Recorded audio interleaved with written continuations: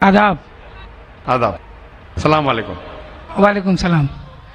मेरा नाम विजय कुमार बुत्रा, मैं किशनगंज का निवासी हूँ एंड यहाँ पर एक मेरी रेजिन की इंडस्ट्री है। By profession I am an entrepreneur. माशाल्लाह।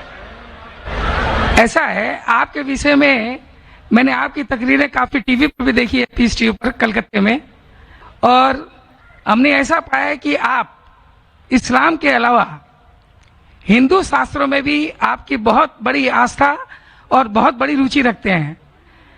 मेरे में ये जानने की उत्सुकता है कि आपकी ये उत्सुकता हिंदू शास्त्र के प्रति कब आई और क्यों आई, इसके विषय में मुझे आपसे थोड़ा जवाब। भाई साहब का सवाल है कि उन्होंने मुझे टीवी पे कलकत्ता में कई बार देखा है और ये जाना है कि इस्लाम के अलावा मैं दीगर मज़ाहिब के बारे में बात करता हूँ और हिंदू धार्मिक किताबों के बारे में भी मैं इल्म रखता हूँ। तो ये पूछना चाहते ये ख्वाहिश कब आई और कैसे आई। मैं जब मेरा मेडिकल कॉलेज में था तो मैं मुतासिर हुआ एक शख्स जिनका नाम था शेख अहमद दीदार।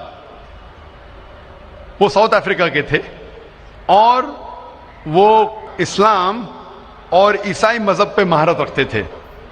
जब उनकी तकरीर सुना तो मैं उनसे मुतासिर हुआ और मैंने कुरान और बाइबल का अल्हम्दुलिल्लाह इल्म हासिल किया।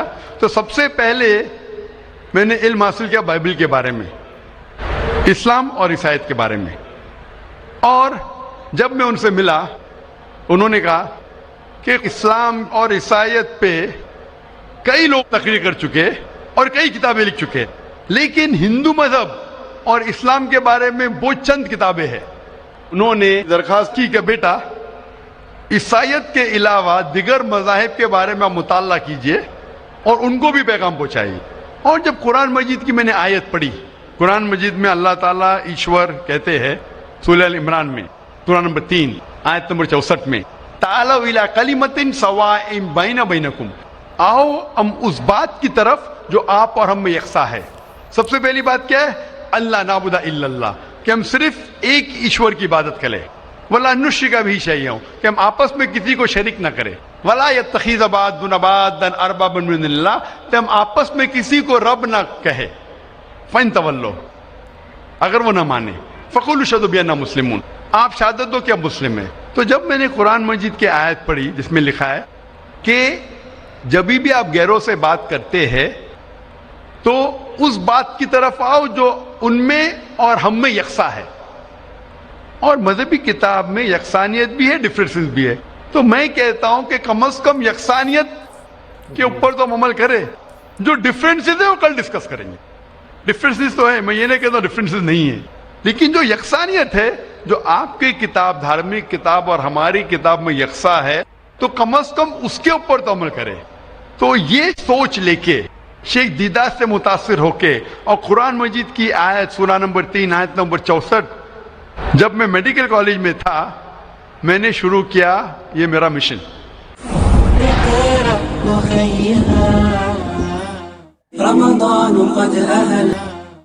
और फिर मैंने तहकीक करने लगा। ईसाईयत मजहब का तो इतने अच्छे से मुताला किया था शेख अहमद दीदार ने कि मुझे ज्यादा तहकीक करने की जरूरत नहीं पड़ी, लेकिन मैं तहकीक शुरू किया हिंदू मजहब के बारे में। फिर मैंने हिंदू विद्वान की स्कॉलर्स की किताबें पढ़ने लगी और ढूंढने लगा क्या यकसा है। लेकिन कुरान मजीद में कहा गया है कि सबसे पहली बात है अल्लाह नाबुदा इल्लल्लाह, कि हम सिर्फ एक ईश्वर, एक भगवान, एक अल्लाह की इबादत करें। तो जब कुरान मजीद में लिखा है कि यकसानियत में सबसे अहम है कि एक खुदा, तो मैं ढूंढने लगा कि हिंदू मजहब की किताब में खुदा के बारे में क्या लिखा है। जब पढ़ने लगा तो मुख्तलिफ किताबें थे, मुख्तलिफ स्कॉलर्स थे।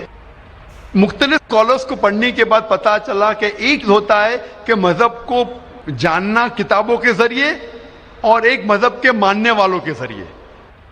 कभी भी मजहब को जानने के लिए मजहब के मानने वालों को मत देखो, हो सकता है वो मानने वाले खुद नहीं जानते कि उनका मजहब क्या कहता है। तो मजहब को जानने के लिए सबसे बेहतरीन तरीका है कि मजहब की किताबों का मुताला करें। तो मैंने हिंदू मजहब की किताबों का मुताला करना शुरू किया, वेद का, उपनिषद का, भगवद गीता का, रामायण का, महाभारत का। जब मुताला करने लगा तो आमतौर पे जब हम पूछते हैं हिंदू से सबसे पहली बात कि मैगी की फिल्म माने। आम हिंदू से पूछते हैं कि कितने भगवान में आप मानते हैं, तो कुछ हिंदू कहेंगे 3, कुछ कहेंगे 100, कुछ कहेंगे 1000, कुछ कहेंगे 33 करोड़। लेकिन अगर आप एक विद्वान हिंदू से पूछेंगे जो अपने हिंदू मजहब का मुताला कर चुका है, मजहबी किताबों का मुताला कर चुका है, वेद पढ़ चुका है, तो वो कहेगा कि हिंदुओं को सिर्फ एक खुदा में मानना चाहिए। लेकिन आम हिंदू मानता है फिलॉसफी जिसे कहते हैं पैंथियज्म। आम हिंदू कहता है कि सब कुछ खुदा है, पेड़ खुदा है, चांद खुदा है, सूरज खुदा है, इंसान खुदा है, सांप खुदा है। हम मुसलमान कहते हैं सब कुछ खुदा का है, पेड़ खुदा का है, चांद खुदा का है, सूरज खुदा का है, इंसान खुदा का है, सांप खुदा का है। तो ये अहम फर्क है आम हिंदू और आम मुसलमान में। आम हिंदू कहता है सब कुछ खुदा है, हम मुसलमान कहते हैं सब कुछ खुदा का है। तो ये फर्क है सिर्फ का। अगर ये का के फर्क को मिटा ले तो हम हिंदू और मुसलमान एक हो जाएंगे।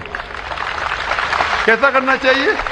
तालाविला कलिमतिन सवाइन बैना बैनकुम, आओ उस बात की तरफ जो आप और हम में यकसा है। तो जब मैं हिंदू मजहब की किताबों का मुताला करने लगा तो एक अहम किताब का नाम है उपनिषद। उपनिषद में लिखा है, Chandogya Upanishad, chapter number 6, section number 2, श्लोका नंबर 1 में, एकम एविदित्यम, खुदा एक है दूसरा नहीं है।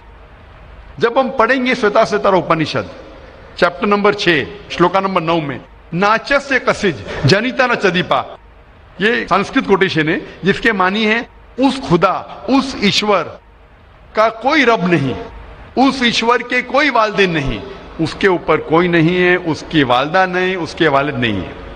लिखा है श्वेताश्वेतर उपनिषद में चैप्टर नंबर 4 श्लोका नंबर 19 में, न तस्य प्रतिमा अस्ति, उस ईश्वर की कोई प्रतिमा नहीं।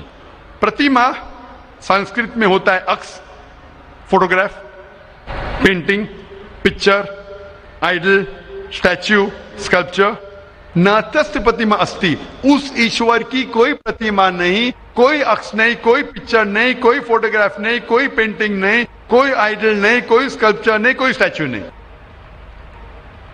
और ये आप आगे पढ़ेंगे, ये वही चीज लिखा हुआ है यजुर्वेद में। वेद हिंदू मजहब की सबसे ऊंची किताब है।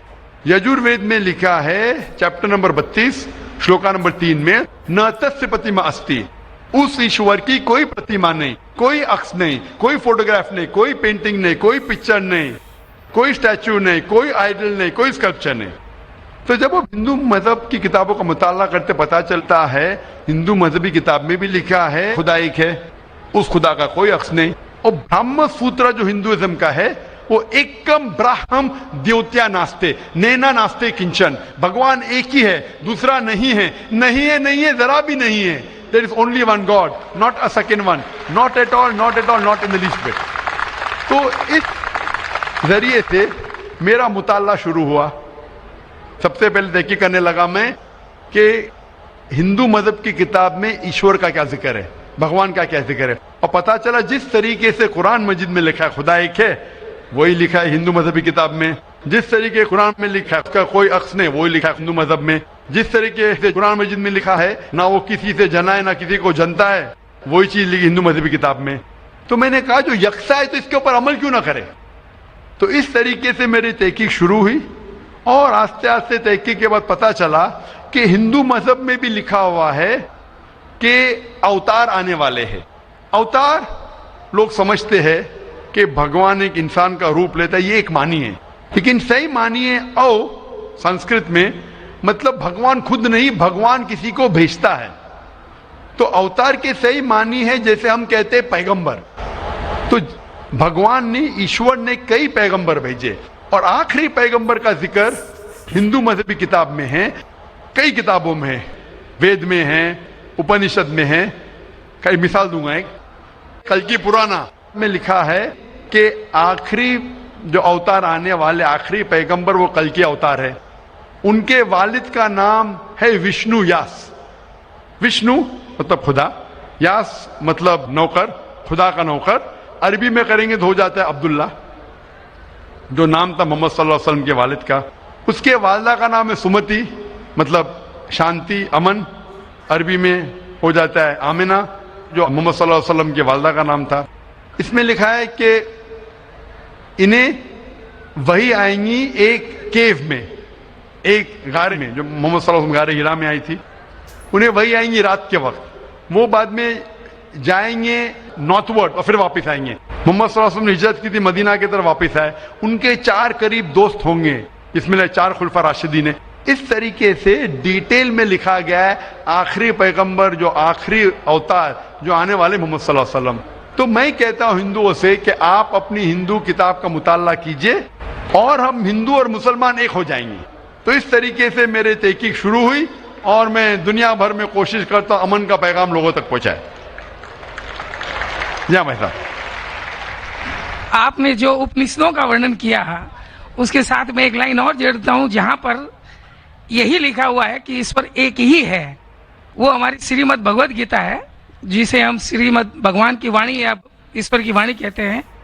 उसके चैप्टर नंबर 18 श्लोक नंबर 66 में है, अनन्या सर्व धर्मान परित्यज्यम मामे कम शरणम प्रजा अहम त्वाम सर्व पापेभ्यो मोक्षयिष्यामि मा शुचा। उसमें भी एक ही ईश्वर की ओर इंगित किया गया। तो आप जो कह रहे हैं एकदम सही और एकदम यथार्थ है कि हमारे हिंदू में एक ही ईश्वर की है, बाकी रूप हमने अनेक मान लिया है। ये एक आस्था का विषय हो जाता है, साकार रूप निराकार रूप वो अलग है, लेकिन ईश्वर तो हमारे यहाँ भी आपने एकदम ठीक फरमाया है। गीता भी हमारी यही कहती है। धन्यवाद आपको बहुत बहुत। जज़ाकल्लाह शुक्र। इस वीडियो के बारे में क्या राय रखते हैं आप कमेंट करें। वीडियो पसंद है तो लाइक करें, दोस्तों और रिश्तेदारों को शेयर करें। फिर मिलते हैं किसी नए वीडियो के साथ। अस्सलाम वालेकुम व रहमतुल्लाह।